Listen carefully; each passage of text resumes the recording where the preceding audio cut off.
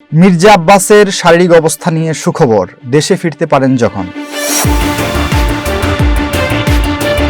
মালয়েশিয়ায় Prince court medical সেন্টারে চিকিৎসাধীন বিএনপির স্থায়ী কমিটির সদস্য ও প্রধানমন্ত্রীর রাজনৈতিক উপদেষ্টা মির্জা আব্বাস ধীরে ধীরে সুস্থ হয়ে উঠছেন।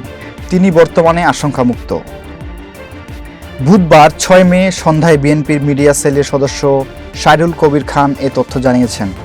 মির্জা আব্বাসের সহধর্মিণী আফরোজা আব্বাসের বরাত দিয়ে সাইরুল কবির বলেন, মির্জা আব্বাস এখন পুরোপুরি শঙ্কামুক্ত। তিনি ধীরে ধীরে সুস্থ হয়ে উঠছেন এবং পরিবারের সদস্যদের সঙ্গে কথা বলতে পারছেন। মেডিকেল বোর্ডের সিদ্ধান্ত অনুযায়ী ঈদুল আজহার আগেই তার দেশে ফেরার পরিকল্পনা রয়েছে। মির্জা আব্বাসের পারিবারিক সূত্র জানায়, তিনি বর্তমানে সপরিবারে মালয়েশিয়ায় অবস্থান করছেন। এখন স্বাভাবিকভাবে খাবার গ্রহণ ও চলাফেরা করতে পারছেন।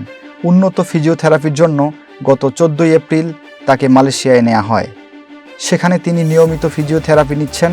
উল্লেখ্য, গত 11 মার্চ ইফতারের সময় অসুস্থ হয়ে পড়ার পর রাজধানীর এভারকেয়ার হাসপাতালে তার মাথার অস্ত্রোপচার করা হয়। এরপর উন্নত চিকিৎসার জন্য তিনি সিঙ্গাপুরে যান। সেখান থেকে বর্তমানে তিনি চিকিৎসার জন্য মালয়েশিয়ায় অবস্থান করছেন।